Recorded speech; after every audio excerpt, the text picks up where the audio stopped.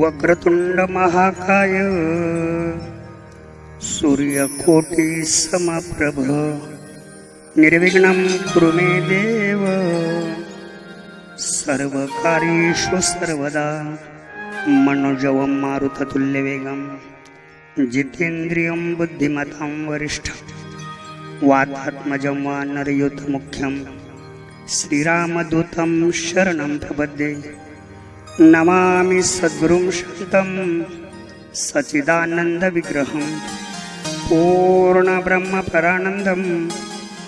विषमानन्दिवल्लभं ज्ञानेशो भगवान् विष्णु निवृत्तिर्भगवान् हरः सोपानो भगवान् ब्रह्मा मुक्ताख्या ब्रह्मचित्कला गुरुर्ब्रह्मा गुरुर्विष्णु गुरुर्देवो महेश्वरः गुरु साक्षात् परब्रह्म तस्मै श्री गुरुवे नमः ध्यानमूलं गुरुमूर्ति पूजामूलं गुरुपदं मंत्रमूलं गुरुवाक्यं मोक्षमूलं गुरुकृपा ओम नमः पार्वतीपते हर हर हर महादेव।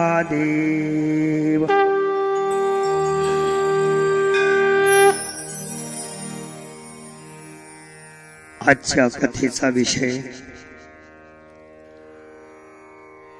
12 ज्योतिर्लिंगाची कथा आपण श्रवण करत आहात। आतापर्यंत आपण भगवान शिवांचे 55 अवतार श्रवण केले आणि नंतर परमात्म्याने ज्योतिर्मय रूपामधून जे अवतार घेतले ते 12 असे 55 आणि 12 67 अवतारांची कथा आपण श्रवण करत आहात। सौराष्ट्रे सोमनाथंच श्रीशैले मल्लिकार्जुन उज्जयिन्या महाकाल ओंकार ममलेश्वरम परल्यां वैजनाथंच डांकिन्यां भीमशंकरम सेतुबंधे तु रामेशम नागेश्वं द्वारुकावने वाराणस्यात् विश्वेशम त्र्यंबकं गौतमी तटे हिमालय तु केदारम कृष्णेशं तु शिवालय एतानि ज्योतिर्लिंगानि सायं प्रातः पठे नरः सप्त जन्म कृतं पापं स्मरणेन विनश्यति।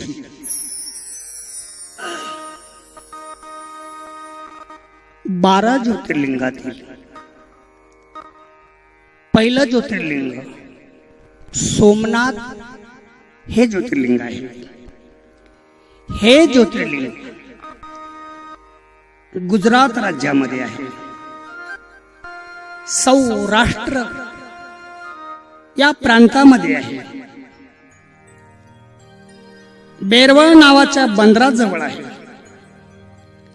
प्रभास पाटण या गावामध्ये गावालगत आहे। या ठिकाणी एका निजभक्ताच्या प्रसन्नतेसाठी शापमुक्तीसाठी दोषमुक्तीसाठी जनकल्याणकारी नौका ज्योतिर्मय रूपामध्ये प्रगट झाली। मूळ कथा अशी आहे। एकेकाली एका दक्षा मुलीच झाल्या। त्याला एका देवतेनं गुरुनं आदेश केला होता, होणाऱ्या मुली एकाच पुरुषाला तू अर्पण कर। ईश आदेशाप्रमाणे त्याने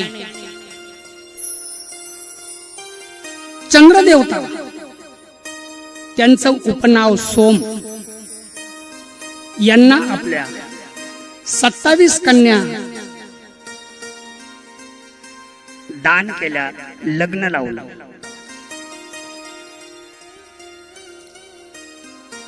पुरुष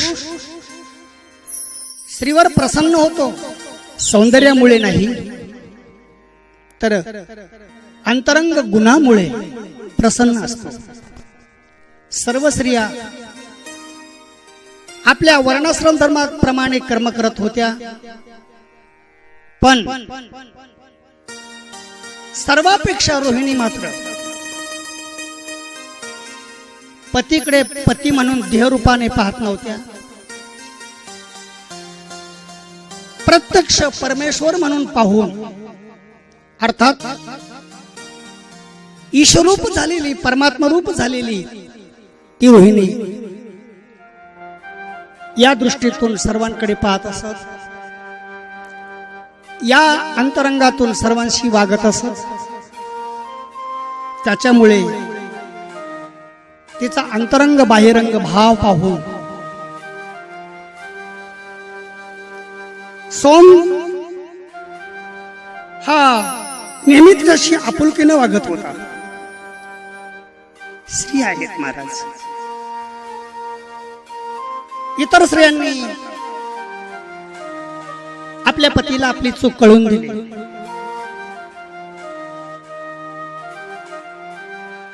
पती ऐकत नाही म्हणून पित्याकडे गारहाण केलं. पित्यानेही जामाताला नाना प्रकारे अनेक वेळेस समजवण्याचा प्रयत्न केला,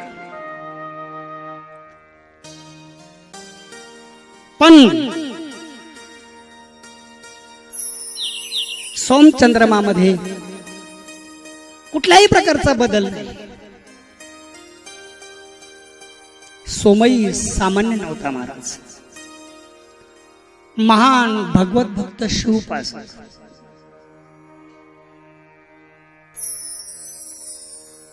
ब्रह्मानंद योग त्याने प्रत्यक्ष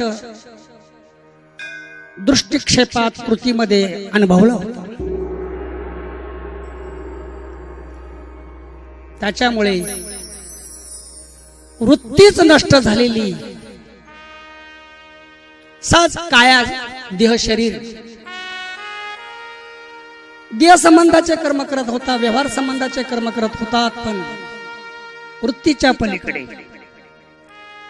पैल मेरूचे शिखरी पैल जाऊन वृत्तीच्या पलीकडे जाऊन कर्म करत होता. हे स्त्रियांनाही त्यांच्या पित्यांनाही हे मान्य होईना. शेवटी एक दिवस प्रजापतीला क्रोध आला आणि त्याने त्यांना शाप दिला. जाय, तुझ्या या एकेरी वागण्यामुळे तुझ्या सर्वांगाला भग पडतील. दुर्दैव असं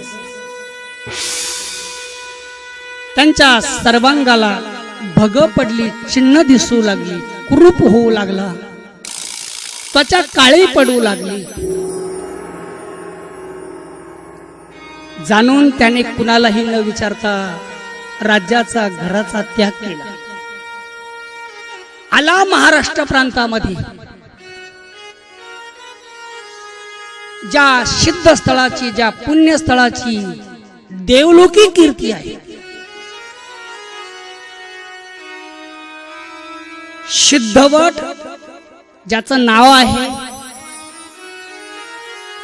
त्या महाराष्ट्र प्रांतामध्ये खानदेशामध्ये एरंडोल तालुक्यामध्ये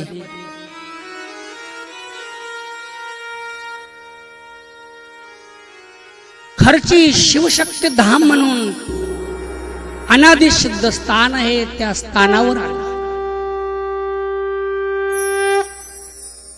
शिवसान्निध्यामध्ये घोर तप केला. भगवान शिवांनी प्रसन्न होऊन तुला काय मागायचं ते माग. त्यावेळेस भगवान शिवांनी सांगितलं, जा प्रभास क्षेत्री जाऊन माझा शिवलिंग स्थापन करून उपासना कर.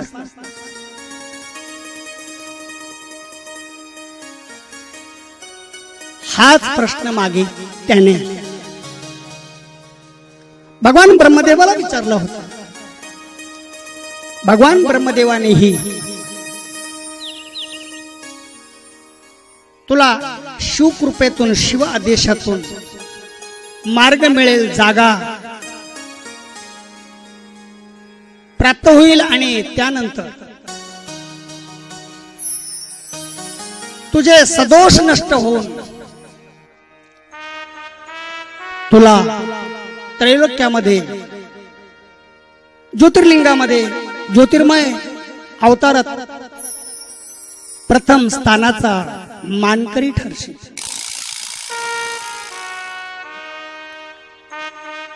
त्यावेळेस भगवान ब्रह्मदेवानेही आणि भगवान शिवांनीही त्याला महामृत्युंजय मंत्र जप करायला सांगितला, शिवोपासना करायला सांगितली. खानदेशात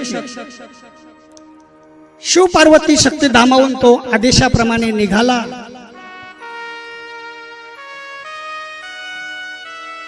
प्रभास क्षेत्रामध्ये आला, शिवलिंग स्थापन केलं आणि महामृत्युंजय मंत्राचा जप सुरू केला. ओम हौजुस्सः, ओम भूर्भुवस्वः, ओम त्र्यंबकं यजामहे सुगंधिं पुष्टिवर्धनम् उर्वारुकमिव बंधनात् मृत्योर्मृत्युयमामृतात् स्वाहा भुवा भू ओम सहा जो हौ. अशा प्रकारे महामृत्युंजयाचा मंत्र जपू लागला. त्याचं घोर तप तपोपुण्य महाराज भगवान शिव प्रसन्न झाले. काय मागायचं माग. त्यावेळेस त्याने सांगितलं, भगवान मला या संकटातून, या दुःखातून, या पीडेतून मुक्त करा. त्यावेळेस भगवान म्हणाले, ज्याने शाप दिला विनाकारण दिला नाही. शाप मिळाला विनाकारण मिळाला नाही. यासाठी मला काही पर्याय शोधावा लागेल. भगवंतानं पर्याय शोधला. ऐक, दररोज 15 दिवस एक एक कला नष्ट होईल आणि दुसऱ्या पक्षात त्याची एक एक कला वाढेल. याप्रमाणे चंद्राने शिव उपासना केल्याने त्याला त्याचं पूर्णपणे फल मिळालं. शिववरदानामुळे चंद्राला पूर्वीपेक्षा विशेष तेज निर्माण झालं. रोग समूळ नष्ट झाला. त्याच्या तेजामुळे जणू सूर्य त्या ठिकाणी उगवला, प्रभा पडली. म्हणून त्या पुण्यपावन सिद्ध तीर्थाला प्रभास क्षेत्र म्हटले.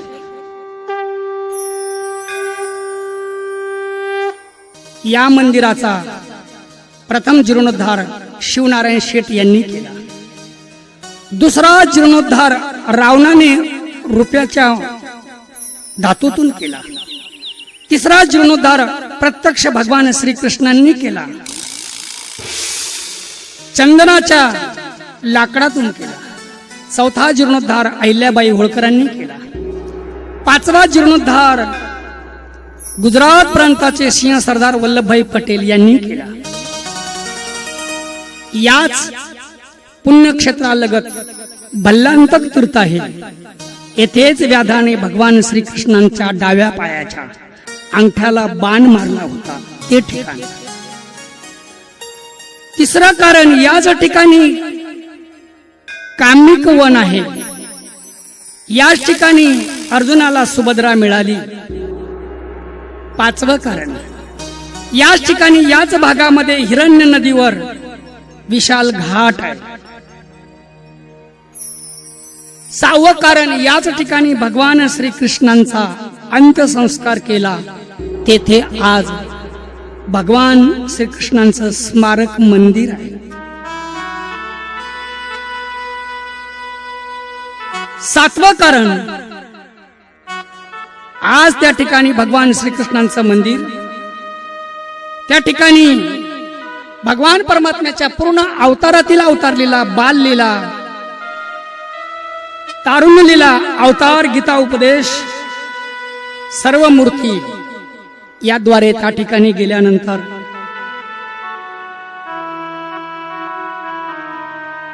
महाराज त्यांच्या अवतार कार्याचा इतिहास पूर्णपणे डोळ्यासमोर उभा राहतो.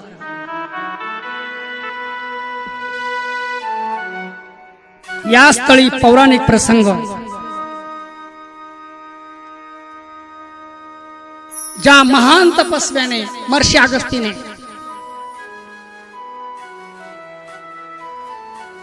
समुद्राचे प्राशन करून तप केलं होतं, अशी याच पावन तीर्थालगत अगस्ती तपस्थली आजही आपल्याला पाहायला मिळते.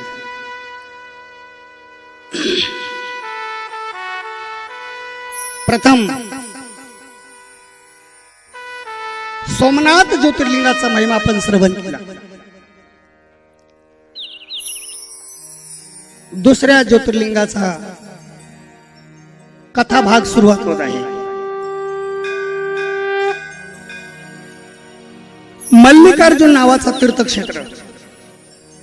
हे मल्लिकार्जुन आंध्र प्रदेशामध्ये कुर्नूल जिल्ह्यामध्ये श्रीशैल्य पर्वत रांगामध्ये पाताळगंगा परिसरामध्ये विशाल बेलवृक्ष वनामध्ये हे दिव्य ज्योतिर्लिंग आहे. या दिव्य ज्योतिर्लिंगाची मूळ उत्पत्ती कशी झाली, थोडक्यात प्रसंग सांगतो.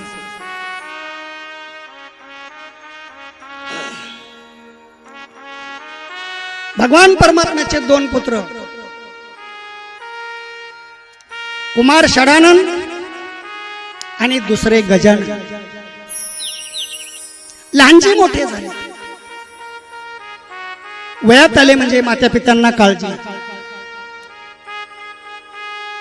लग्नाचा विचार,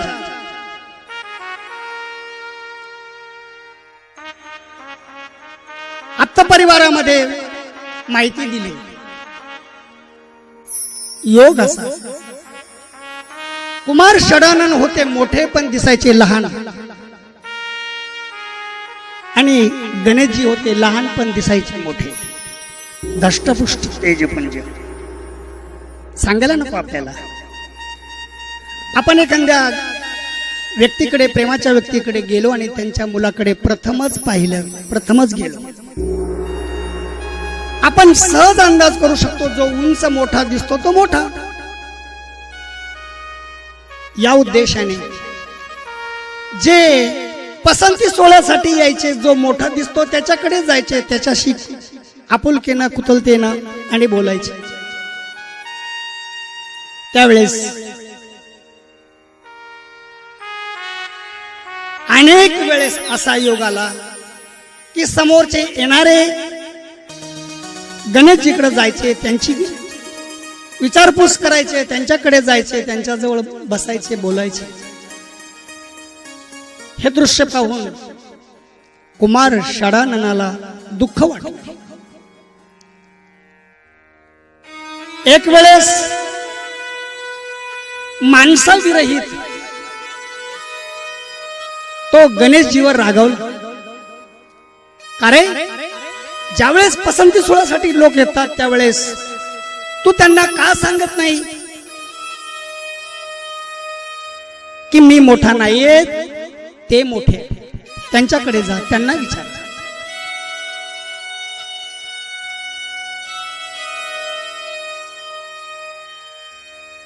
गणेशजींनाही राग आला. गणेशजींनी सांगितलं, असं करा, माझ्या शेजारी उभे राहा, तुम्हीच सांगा कोण मोठा दिसतोय. शेवटी तो वाद विकोपाला गेला, घरात वाद वाढला आई बापांना दुःख झालं, काय करावं विचार. तेवढ्यात नारद महर्षी अवतरित प्रगट. काय चाललं म्हणून विचारलं असताना वाद मिटवायचा म्हणून एक उपाय सांगितला. असं करा, तुम्ही दोघंही सामान्य नाहीये, देवाचे पुत्र आहात. अनेक देवदेवतांचे वरप्रसाद आहे, वरदान आहे. तुम्ही जो कोणी पृथ्वी प्रदक्षिणा प्रथम करून येईल त्याचं लग्न अगोदर केल्या जाईल.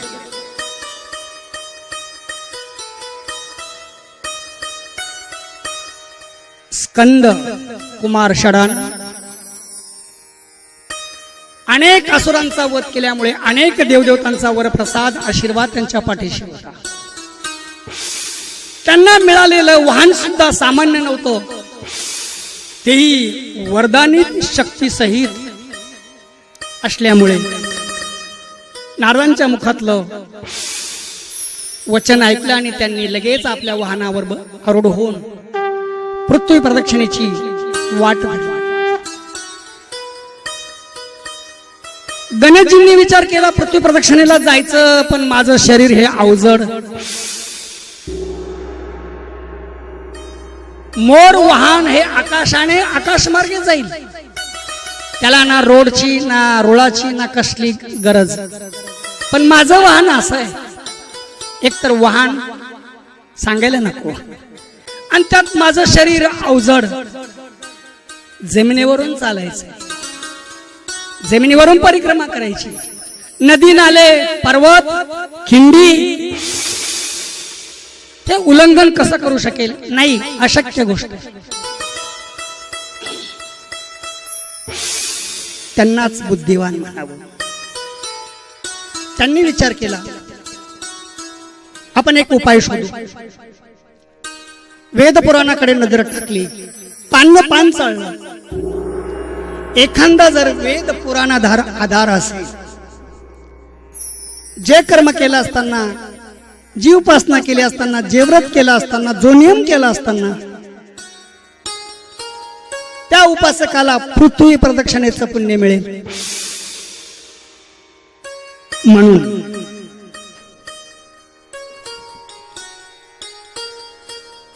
प्रथम एक उपाय पुराणामध्ये सापडला गेला. ज्ञानराज मौली एका ओवीतून सांगतात, सकळ तीर्थांची धुरे जिये का माता पितरे, तयांच्या शेवेशी शरीरे लोन केली.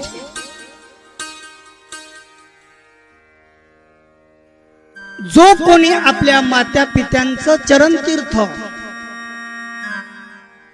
दर्शन प्रदक्षिणा नित्य नेमानं करील, त्याला दररोज घर बसल्या उंबरेच्या पृथ्वी प्रदक्षिणेचं पुण्य मिळेल. हे सूत्र सापडलं. पण ज्या वेळेस प्रथम दोघांमध्ये वाद होत होता, मी मोठा, गणेशजी म्हणायचे शेजारी उभं राहून पहा, त्यावेळेस आई वडील गणेशजीवर रागवले. अरे तूच खरं सांग की कोण मोठा आहे. त्यावेळेस गणेशजींनी क्रोधायमान होऊन आवेशामध्ये माता पित्यांची अवज्ञा केली. हा कळलंय मला, तुम्ही त्याच्याकडूनच बोलणार, तुमचं त्याच्यावरच प्रेम आहे. एवढ्या शब्दाने सुद्धा अवज्ञा घडल्या गेल्यामुळे ते म्हणजे गणेशजी या सूत्रामध्ये बसू शकले नाही.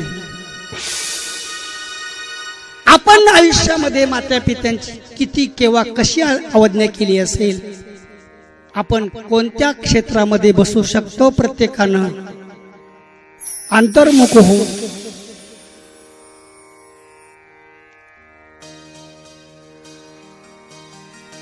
शोधाव.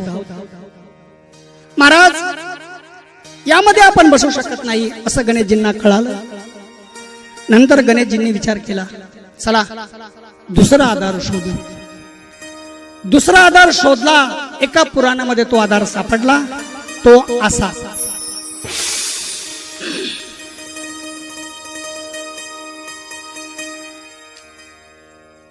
मार्गशीर्ष महिना असावा, मासाना मार्गशीर्षोहम. मार्गशीर्ष महिना असावा, गुरुवार असावा, त्या दिवशी अमृत तुषार सिद्ध सिद्धियोग असावा, त्याच दिवशी गुरुपुष्पामृत असावं, माध्यान्ह असावं, काळी कपिली गाय असावी, नदी तीर असावा, उत्तरेकडे तोंड असावं, त्यात ती व्यात असावी, त्यात अर्ध बाहेर अर्ध आत असावं, आणि तिला जर प्रदक्षिणा केली तर निश्चित त्या उपासकाला पृथ्वी प्रदक्षिणेचं पुण्य मिळालं. हे सूत्र पाहिलं, वाचलं, ऐकलं, लगेच स्मरण झालं. हो, आज तर मार्गशीर्ष महिना आहे. पुन्हा स्मरण केलं, हो आज तर गुरुवार आहे. आकाशवाणी झाली, गणेशजी मनसंकल्पामध्ये गडून राहण्यापेक्षा जरा पाऊल टाका. देरे हरी पलंगावर एकाच ठिकाणी बसून सर्व साध्य प्राप्त होत नाही. यासाठी महाराज गणेशजींनी आकाशवाणी ऐकून बाहेर प्रवास सुरू केला. नदी किनारी गेले, नदी काठाने चालू लागले. सुयोग असा, माध्यान्ह, काळी कपिली गाय, उत्तरेकडे तोंड, व्यात होती.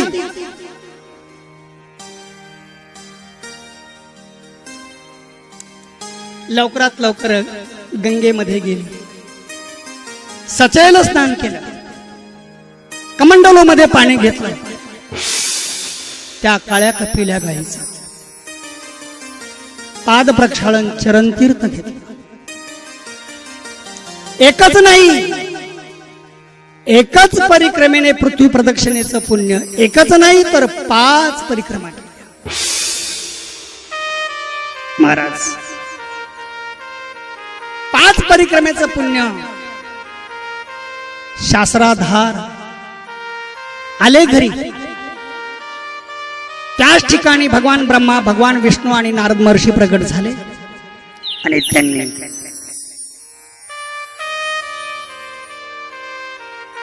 भगवान गणेशाचा लग्न सोहळा आनंदाने पार पाडला.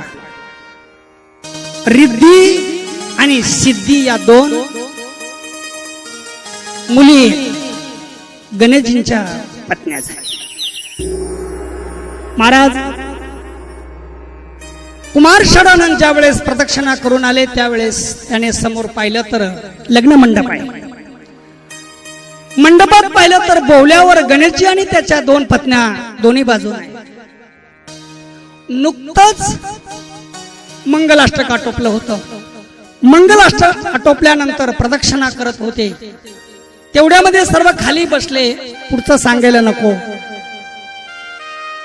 स्त्री परिवारातील काही महिला, घ्या नाव, पुरुष परिवारातील काही तरुण गणेशजींना म्हणायचे घ्या नाव. तेवढ्यामध्ये हे दृश्य, सर्व दृश्य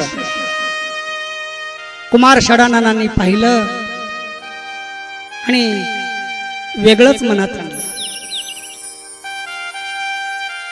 आत्ताशी कळलं, शेवटी माता पित्यांना गणेशजीचंच लग्न करायचं होतं, पण निमित्त केलं मला पृथ्वी प्रदक्षिणेला पाठवलं. काही न बोलता गणेश कुमार षडानंद सरळ माता पित्यांजवळ गेले.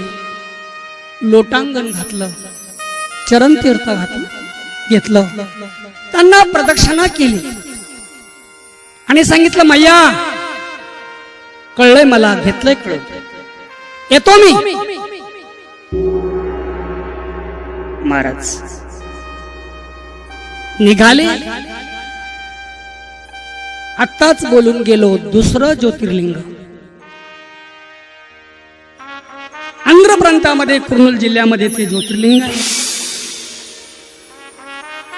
या ठिकाणी जाऊन सुंदर अशी जागा निवडून त्या ठिकाणी शिवलिंग स्थापन केलं आणि अखंड ओम नमः शिवाय नामाचा जप सुरू केला. अचानक मुलगा आपल्या समोरून जात आहे.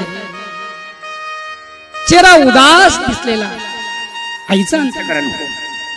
अनेक वेळेस त्यांना सांगितलं, ओ जरा मला त्याची आठवण येते, चला त्यांना भेटायला. महाराज अनेक वेळेस ऐकून भगवान शिवानी सांगितलं, ठीक आहे, आपण त्याच्या भेटीला जाऊ. दिव्य दृष्टीतून पाहिलं, जागा दिसली आणि तिथं गेल्यानंतर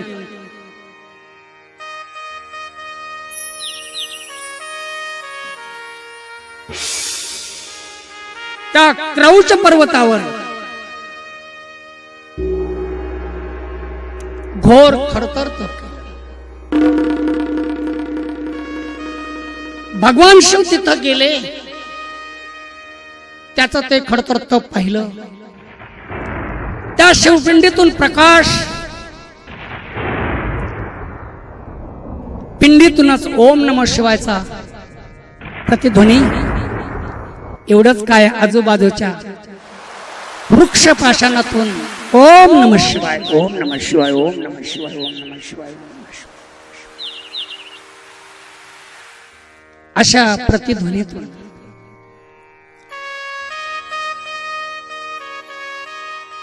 बेलवृक्षवन, बेलाच्या प्रत्येक पानातून, फळातून, वृक्षातून ओम नमः शिवाय ध्वनी, प्रतिध्वनी येऊ लागला. भगवान शिव मागच्या बाजूला उभे राहिले. तो सर्व प्रकार पाहिला, निहाळला आणि एकदम समोर जाऊन बाळ षडानं, आम्ही प्रसन्न आहे, काय मागायचं माग. त्यावेळेस सुपुत्र कार्तिकेयन एकच वर मागितला, भगवान मी स्थापन केलेल्या या शिवलिंगामध्ये आपण ज्योतिर्मय रूपामध्ये कायमचा वास करा. दुसरा वर, या ठिकाणी आलेल्यांचं सर्व मनोगत आपण पूर्ण करावं. तिसरा वर, हे ज्योतिर्लिंग तुमच्या पुत्राच्या निमित्तानं निर्माण झालं. इथं शिव 99 अवतार आणि शक्ती 45 अवतार. अवतार शक्ती सहित या ठिकाणी कायमचा वास असावा म्हणून हे ज्योतिर्लिंग त्रिभुवनातील सर्वांनाच मनोकामना कल्पतरू म्हणून बहरा. तिन्ही वर ऐकले आणि अति प्रसन्न होऊन भगवान शिव आणि माता पार्वती म्हणाल्या, बाळा तिन्ही वर आम्ही प्रसन्नतेतून देतो. अजूनही तुझ्या मनात जे जे असेल ते या पुण्यशुद्ध स्थळी पूर्ण हो. महाराज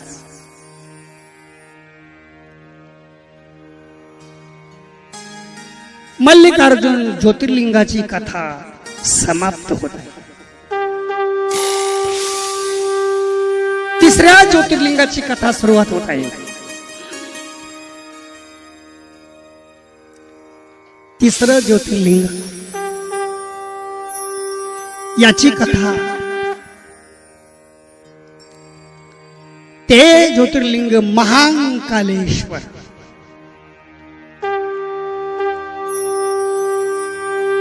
बऱ्याच वेळेस आपण पाहतो एखादं छोटस गाव असतं आणि त्या गावामध्ये एकच मंदिर असतं. अर्थात मंदिरासाठी गाव एवढाच अर्थ आपल्या डोळ्यासमोर येतो. पण आपल्या भारतामध्ये मृत्यूलोकामध्ये असं एक गाव आहे ज्याचं नाव आहे उज्जैनी क्षेत्र. अहो, या पुण्यक्षेत्रामध्ये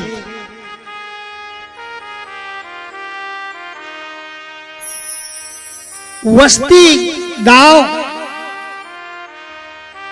कमी पण मंदिरांचंच गाव म्हणून पूर्ण भारतामध्ये याची ख्याती आहे. पुराणांतरी याची ख्याती आहे. मंदिरांचंच गाव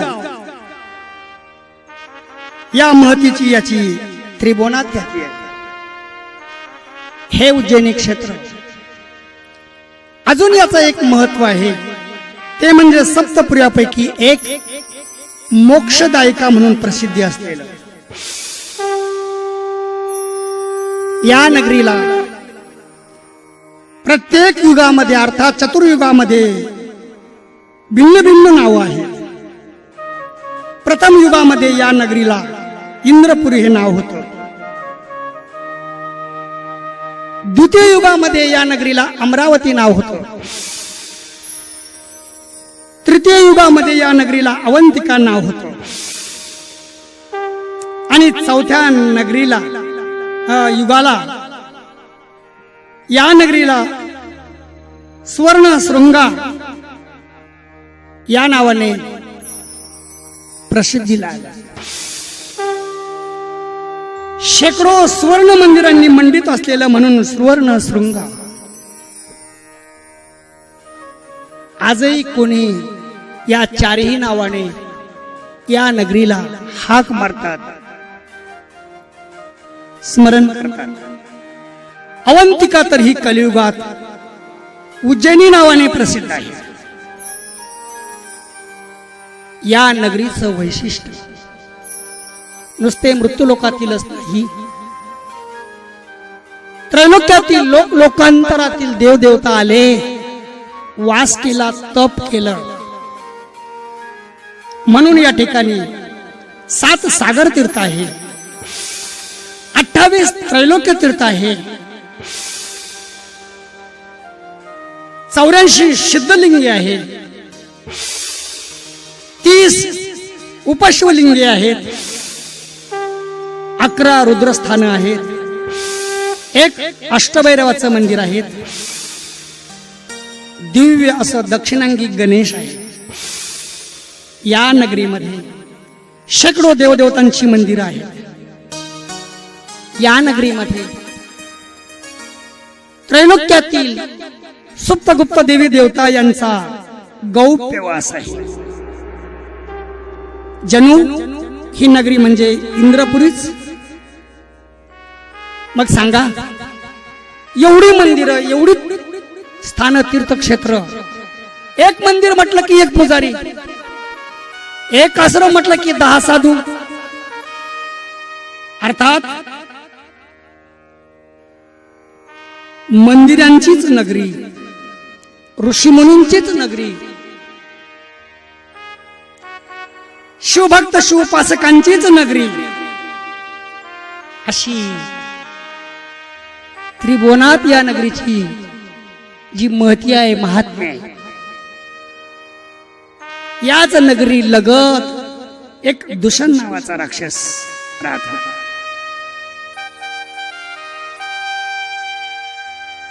त्याच्याकडे राजसत्ता होती.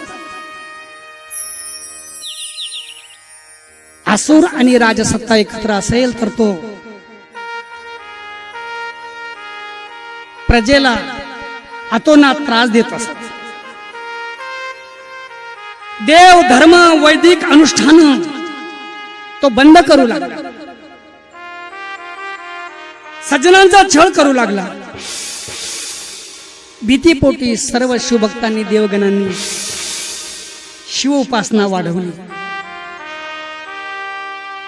एक दिवशी तर यज्ञयाग प्रसंगी साधू संतांवर ब्रह्मवृंदावर त्याने हल्ला चढवला. विराट विशाल रूप मायावी रूप धारण केलं. पाऊल टाकत असताना जमीन न दुभंगायची.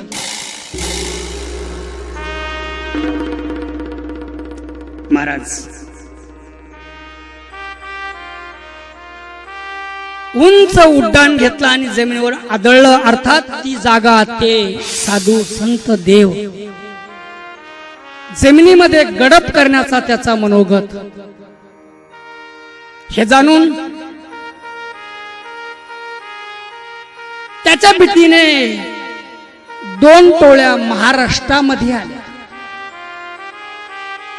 आणि काही लोक तिथं शिवोपासना करून त्याचं ते दुःख त्रास सहन करत होते. महाराज तो मायावी असल्यामुळे भगवान ब्रह्मदेवाकडून त्याला नाना वरदान, विराट रूप धारण करणं, परकाया प्रवेश करणं, नाना रूप धारण करणं,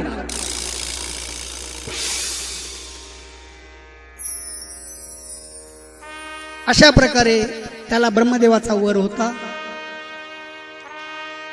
क्षमता असते याप्रमाणे तू इतकं विराट रूप धारण करू शकेल असं शेवटचं ब्रह्मदेवाचं वाक्य. शिव प्रगट झाले. भक्ता राखे पायापाशी दुर्जनाशी संवारी. महाराज हातामध्ये त्रिशूळ घेतला, क्रोधायमान झाले. समोर त्याला पाहिलं आणि युद्धाला सुरुवात झाली. भगवान शिव समोर आले. त्याने विराट रूप धारण केलं. भगवान शिव त्याचे बाप होते. भगवान शिवांनी त्याच्यापेक्षाही विराट रूप विशाल रूप धारण केलं. त्याने पुन्हा त्यापेक्षा वाढवलं. भगवान शिवांनी त्यापेक्षा वाढवलं. भगवान शिव अंतर्मुख झाले आणि ब्रह्मदेवाचं वर त्यांनी अनुभवला. बस याची भगवान शिव म्हणतात तू वाढवून वाढवून किती वाढवशील, मी तुझा बाप आहे. भगवान शिवांनी त्याच्यापेक्षाही महाकाल रूप धारण केलं आणि त्याच क्षणी त्या ठिकाणी त्याचा वध केला.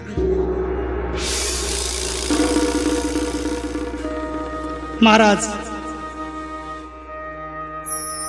वध केल्यानंतर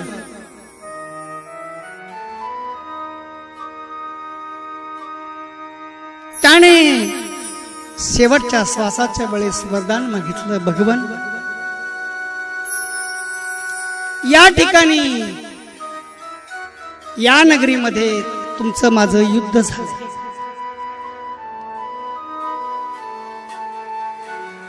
माझे मिळालेले वरदान तपोवरदान या ठिकाणी समोर नष्ट झाले. या ठिकाणी माझ्यासाठी तुम्ही माझ्यापेक्षाही महाकाल रूप धारण केलं. 4 शिवपिंडीमध्ये मी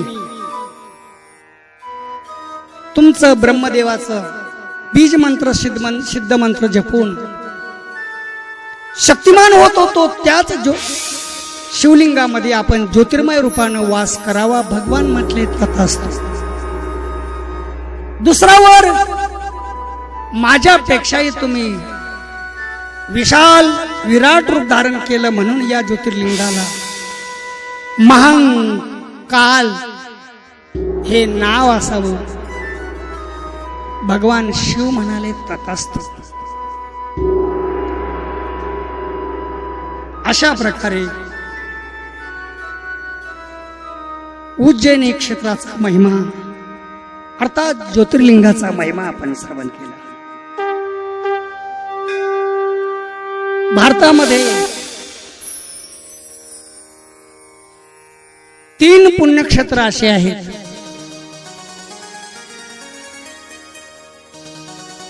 संस्कृत आध्यात्मिक विद्येचं केंद्र म्हणजे उज्जैनी. वेदविद्येचं माहेर घर म्हणजे काशी.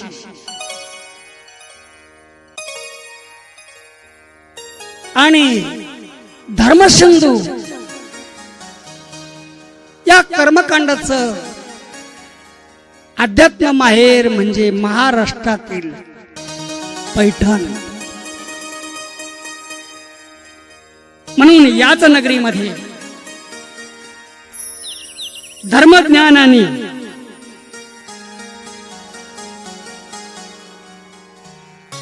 अध्यात्म याची ही त्रिवेणी. याच नगरीमध्ये मौर्य, गुप्त, विक्रमादित्य राजे होऊन गेले. हीच ती राजा भर्तरीची राजधानी. म्हणून याच नगरीमध्ये सप्तपुऱ्यापैकी एक, तशीच समुद्रातून 5 अमृतकुंड निघाले होते.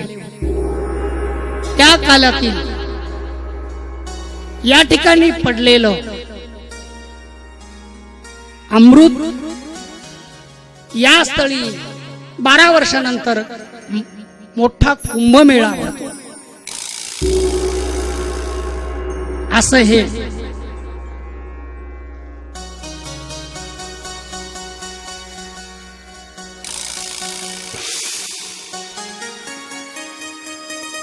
उज्जैनी क्षेत्राच्या ज्योतिर्लिंगाचं अलौकिक असं महात्म्य आपण श्रवण केलं. पुढील ज्योतिर्लिंग ओंकारेश्वर. लक्षपूर्वक ऐका. आपण ओंकारेश्वरला जातो.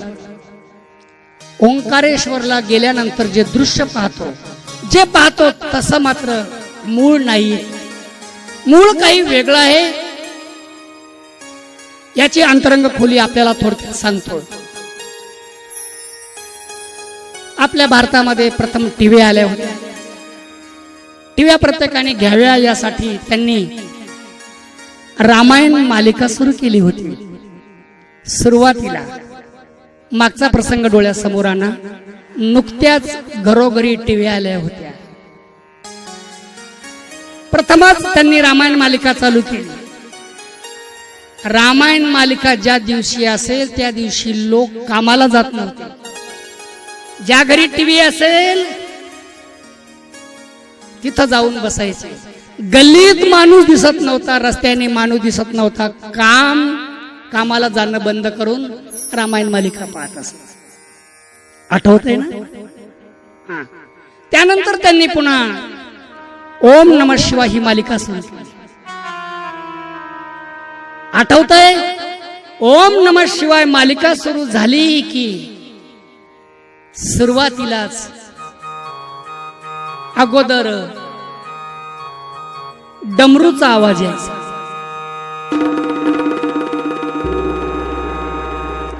नंतर मंदिरांतील घंटांचा घनानाद ऐकू यायचा. नंतर नाना वाद्य वाजल्याचा आवाज होता.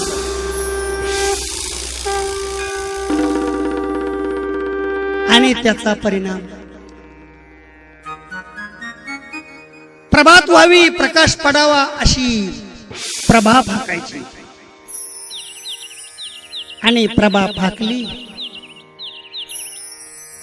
की महाराज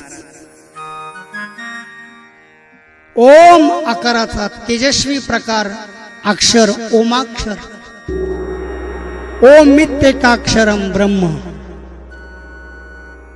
प्रकाशातून वर येत असताना कुणीतरी अदृश्य शक्ती त्या ओमला विचारायची, तू कोण? त्यावेळेस तो ओम सांगायचा. ओम मधून प्रतिध्वनी बाहेर पडायचा. मैं ओंकार हूं. अजून भक्त प्रतिपालक हूं और दुष्ट संहारक हूं. मैं ओंकार हूं. गेलात ओंकारेश्वरला? नर्मदा कावेरी स्वयंभू ओंकार दीप पाहिलंय? ती भूमी तेवढी मर्यादित भूमी शिवपुरी नावाने वेद पुराणामध्ये प्रसिद्ध.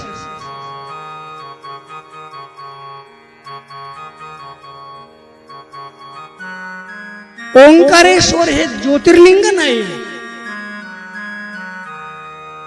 ओंकारेश्वर हे जे शिवलिंग आपण पाहतो, ज्याच्यामुळे या नगरीला नाव ओंकारेश्वर. महाराज, हे ओंकार अनादि सिद्ध स्वयंभू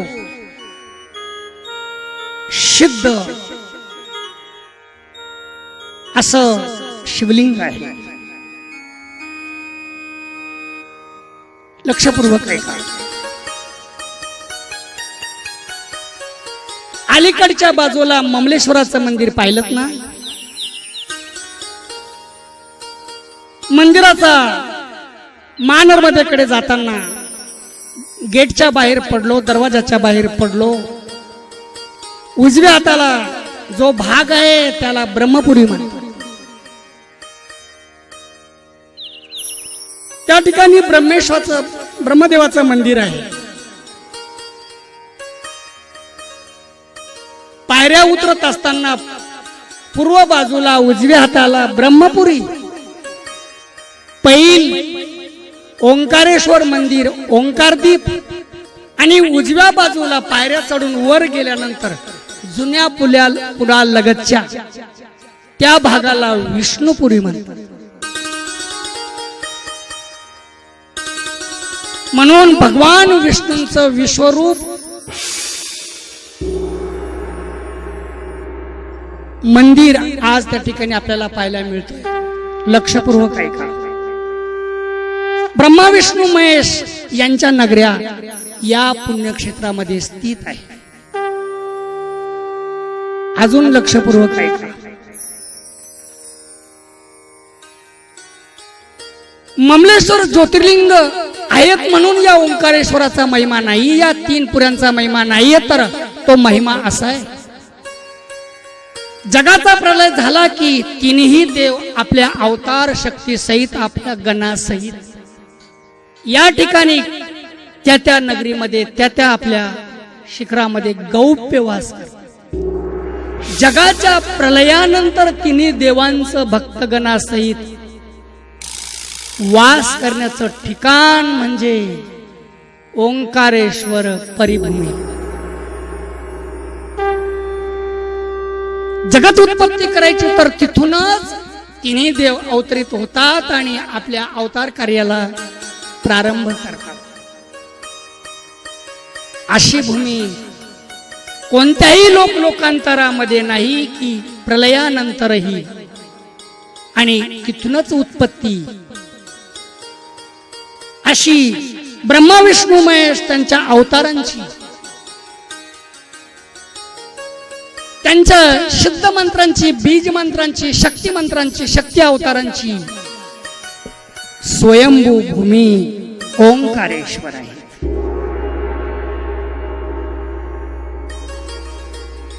अनंत अमृत योग त्या नगरीला लाभले. तो म्हणजे नर्मदा प्रत्यक्ष तिन्ही देवांच्या दर्शनासाठी त्या ठिकाणी आली आणि त्याने तिनेही तिथं लीला केली.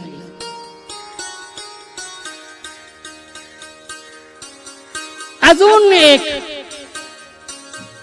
वेगळं कारण घडलंय. माणसाला कुठली सत्ता सामर्थ्य आलं की त्याला थोडा अहंकार होतो. एकाने तप केलं, तप केल्यानंतर भगवान ब्रह्मा प्रसन्न झाले. काय मागायचं मागा. त्याने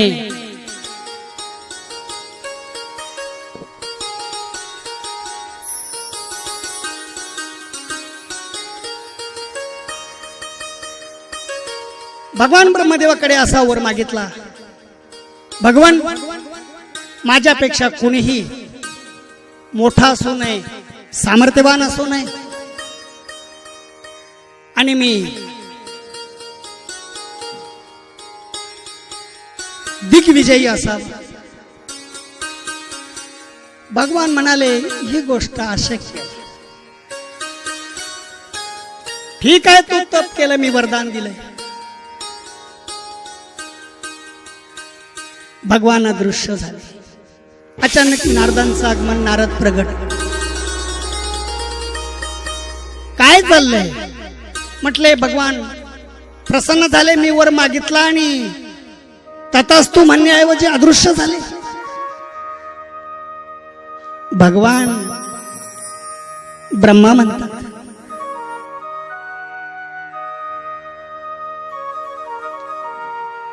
तुझा कर्मच तुला त्याचं फळ देईल. आकाशवाणी झाली आणि अदृश्य झाली. नारदजी त्याच्याशी बोलतात. बोल, तुझी काय इच्छा आहे. म्हटले माझ्यापेक्षा कुणी मोठा असू नये असं मला वाटतंय. नारदजी, तुम्ही तिन्ही लोकात फिरतात, एकच सांगा, मी आज या ठिकाणी जेवढा सामर्थ्याने वरदानाने मोठा आहे, माझ्यापेक्षा कोणी मोठा आहेत का. म्हटले आपल्या भारत भूमीमध्ये उत्तर प्रदेशामध्ये हेमराज हेमिनी हेमराजांना असाच एक वेळेस अहंकार झाला. एका ऋषीची आज्ञा झाली, त्यांनी शाप दिला, जा पर्वत बनशील, तो हिमालय.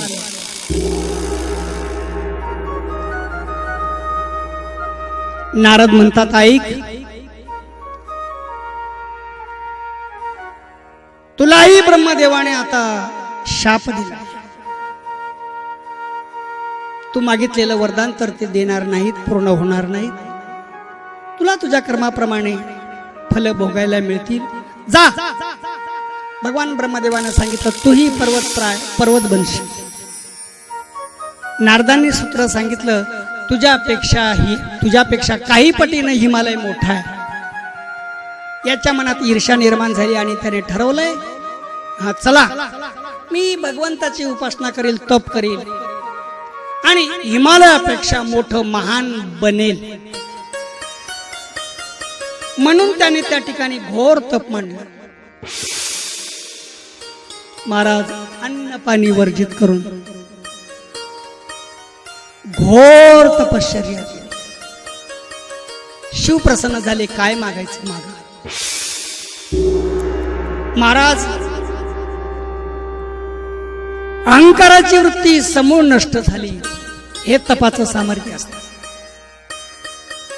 दोन प्रकारची तप, राजस तामस आणि सात्विक तप. यजन्ते सात्विका भावान.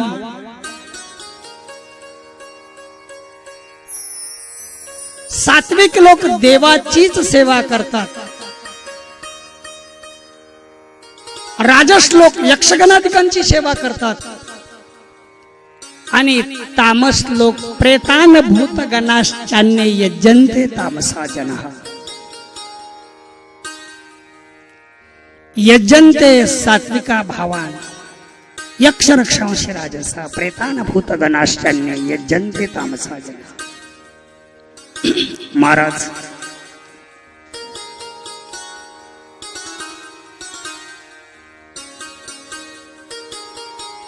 विशाल रूप, शिव प्रसन्न झाले. काय मागायचं माग. अगोदरचा मनातला भाव नष्ट झाला. मी हिमालयापेक्षाही मोठं व्हावं, मला मोठं करा, असा वरदान द्या, असं मागण्याऐवजी त्याने काय मागितलं. भगवान, मी जे शिवलिंग स्थापन केलं,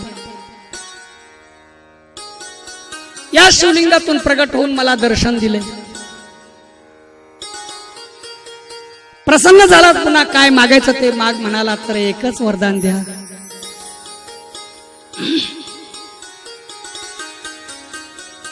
या ज्योतिर्लिंगामध्ये आपण, या शिवलिंगामध्ये आपण कायम ज्योतिर्मय रूपाने वास करावा. भगवान म्हणाले, इतकी तू खडतर तपश्चर्या केली, या तुझ्या मागणीने मी या तुझ्या शिवलिंगामध्ये ज्योतिर्मय रूपानं कायमचा वास करील. पण एक आट आहे.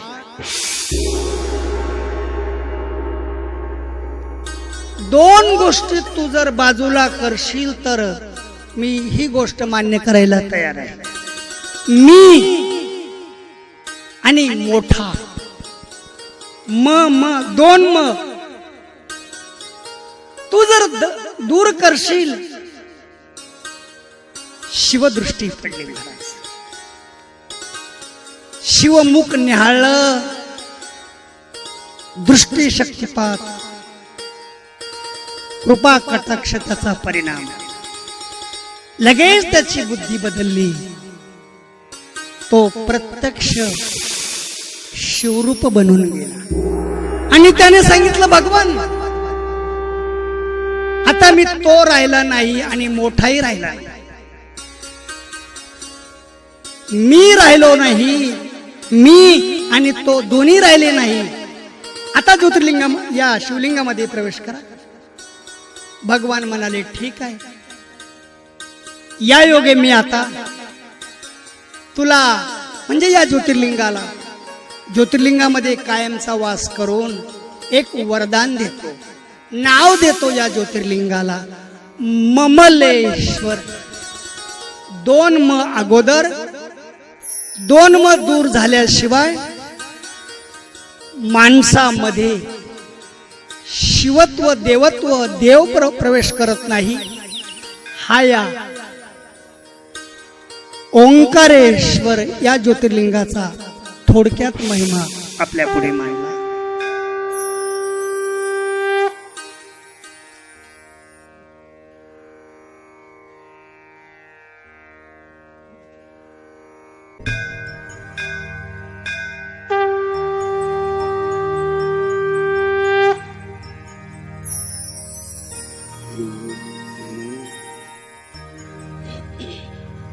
वक्रतुंड महाकाय